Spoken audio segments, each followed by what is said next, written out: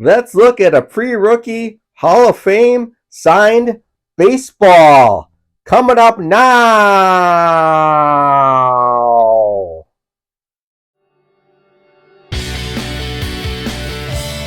Hello, everybody. My name is Robert Sagady, also known as the Commenting Collector. I hope everyone had a great week. I certainly did. In February of 2002, I had the fortune of being at Twins Fest, which featured a huge baseball card show on the Metrodome field.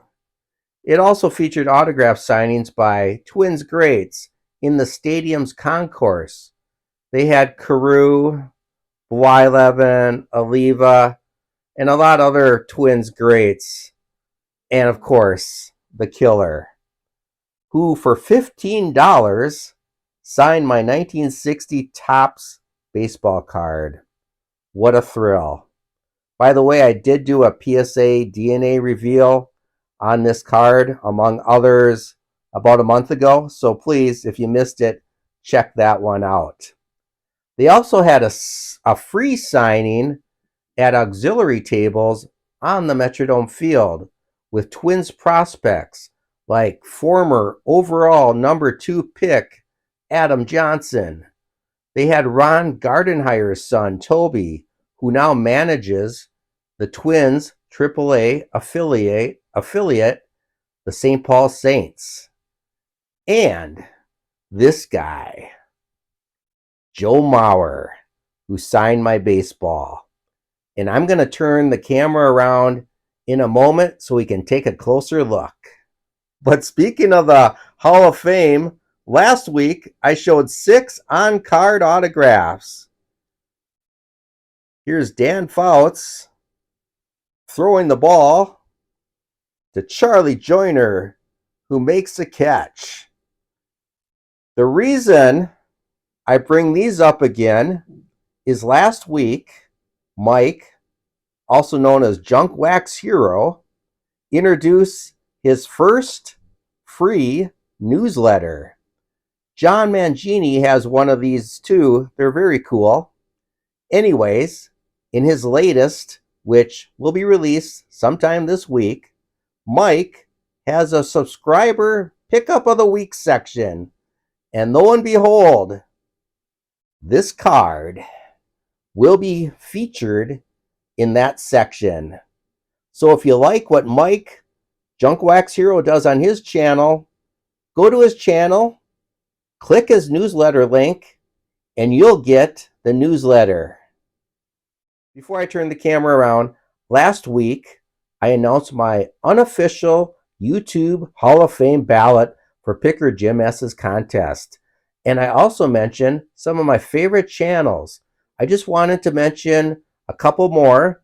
Cases Loaded with Dan Wilson, who is also doing a contest, has a great channel. Check him out. And there's still time to get into that contest, which has some just never seen before fabulous cards.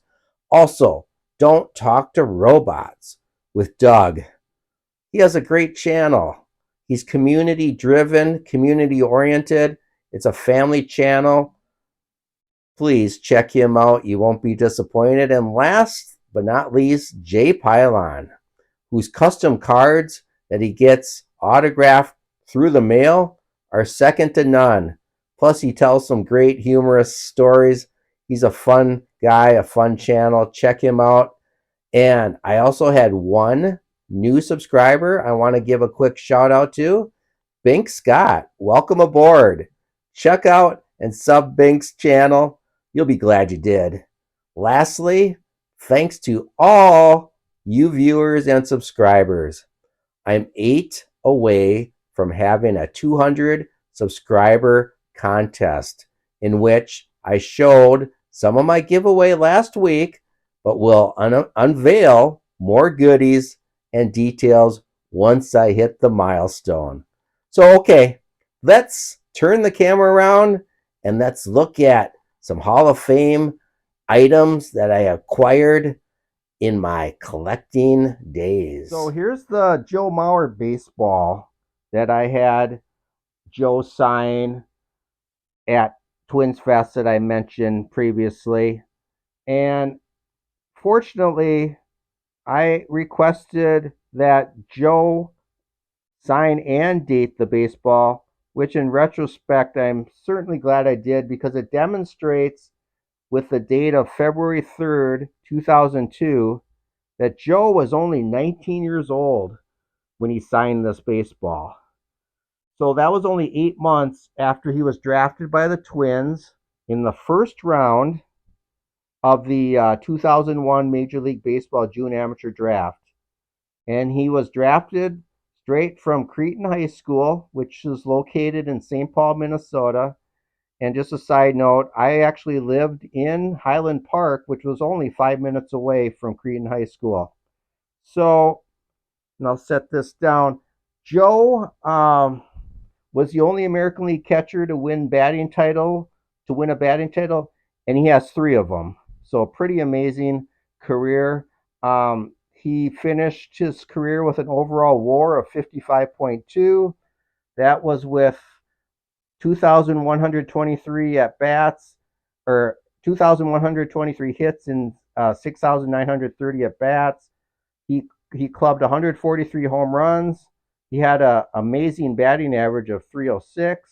He scored 1,018 runs. He finished with 923 ribeye steaks, RBIs, and he had 52 stolen bases, which was kind of surprising. So almost 22 years later, as you all know, Mr. Joe Mauer was elected to baseball's Hall of Fame on the first ballot, which was January 23rd, 2024, a few days ago. And as you can see, this autograph terribly faded. So in retrospect, a Sharpie would have been the way to go. But as Mr. 95 Cents would say, well, what are you going to do? Well, what I will do is next time I have the opportunity, I'm going to take this same baseball and hand it to Joe and request that he signs it right here. And if you're wondering, why is this baseball all beat up? Well, at the time, I thought it was a good idea to use one of my official minor league baseballs that I had found at McKegney Park in the outfield, in kind of by the training fields, and that's where the Pittsburgh Pirates do their spring training, McKegney Field. And I just thought, since Mauer was a minor leaguer, it'd be appropriate, or he's going to be in the minor leagues, it'd be appropriate to have Joe. And as you can see, it was game used ball. So I'll request that Joe would sign it right here, and then put a HOF 24 inscription. So I'd have the 2002 contrasted with the newly inducted, up to date Hall of Fame autograph. I think that'd be cool. And I have a related item, as you can see on the screen, and it's Mark Prior. And the reason being, as many of you know, in that same 2001 draft, Mauer was picked 1, as I mentioned, but this man, Mark Prior, was the 2nd overall pick. And I got a quick story regarding that, hence this Chicago Sun-Times, which is dated Thursday, May 23rd, 2002, because as you can see on the screen, I had the privilege of being at Wrigley for his Major League debut, and that is the actual ticket. I just didn't want to dig it out of my album, but I was there, and the reason I'm showing you this newspaper, because yours truly is actually in it. Here's some articles talking about Mark Prior's debut, Jay Mariotti, finally Joy and Dudville. So obviously the Cubs they hadn't won a World Series at that point, and so there wasn't always a lot to cheer about. Sparkling start, But here's the article that I wanted to feature, because when I was watching the pregame warm-ups, my seats were actually down the left field line, and that was perfect because that was right in front of the Cubs bullpen, which of course back in those days was still on field. And I was just watching Mark warm up for his professional debut, and Mr. Greg Couch, he's a reporter. He was a reporter for the Chicago Sun-Times. Happened to be standing there, and he wrote, or Greg Couch wrote, "Pryor didn't look. The day's players were announced over the public address system, and Sammy Sosa's name didn't seem to register with the fans." And then this is where he quotes me, because he asked me some questions, and I said, "Everyone's distracted right now." And he said, "Rob Sagati, that's me, commenting collector." And I was just a young pup at the time of 34. And he says, "A Cubs fan who flew in from St. Paul, Minnesota after work Wednesday just to see Pryor." And I said, "Well, I've got to see him. There's so much hype and everything." And ended up actually staying the next day too to see the second game of that Cubs Pirates series. But so that was really cool. Um, so Pryor actually won the game. The Cubs won. They beat the Pirates 7-4. Mark threw 6 innings. He gave up just 4 hits, 2 earned runs, 2 base on balls, but he struck out 10. So it was a great debut.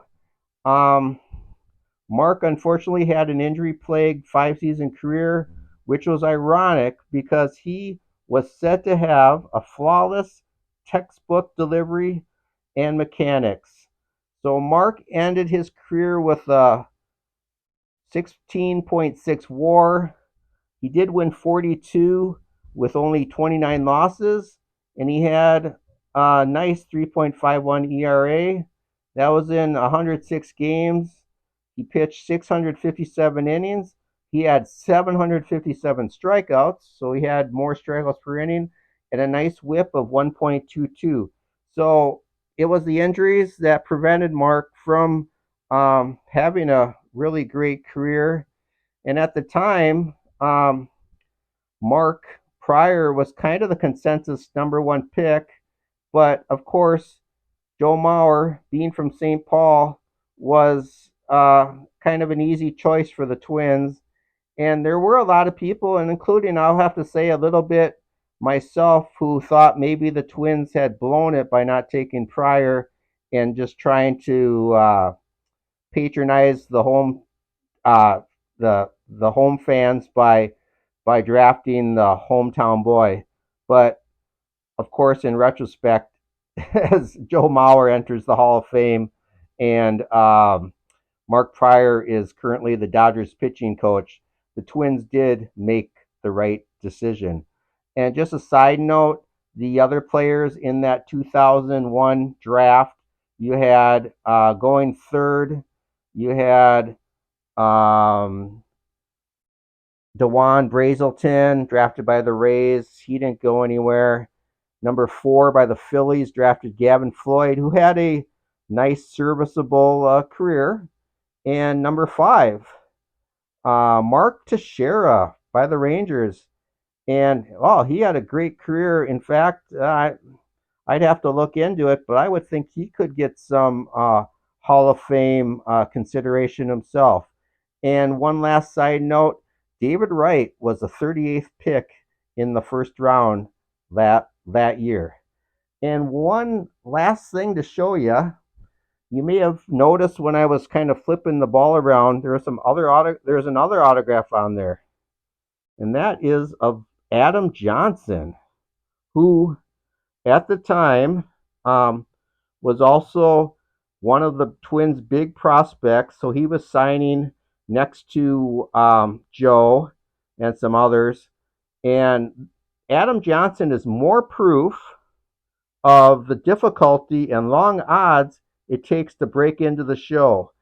Um, he was chosen by the Twins in the first round, second pick overall, believe it or not, of the 2000 Major League Baseball June Amateur Draft out of Cal State Fullerton. And this was Adam Johnson's career. He had a WAR of minus 1.1. He won one, lost three. He had a career ERA of 10.25. That was in 9 games. He pitched 26.1 innings, 17 strikeouts, and a whip of 2.0. So, again, that just illustrates how tough the game of baseball is to be one of the elite few that actually make it to the major leagues. Here's Adam Johnson, a second overall pick in the whole nation, and that wasn't very good. And looks like he signed his jersey number 37, I believe. So that's my kind of baseball Hall of Fame wrap up and tribute. And if you like this video and you haven't subscribed, please consider liking and subscribing. And if you like the previous channels that I mentioned, please give them a view and subscribe to their channel. And I'd love to hear your comments. So, until next week, I'm the commenting collector saying, good collecting. Davis from Freeland Elementary Middle School, and I have a question for Joe Mauer. Did you collect baseball cards when you were a kid? I did. Thank you for the question, Cooper.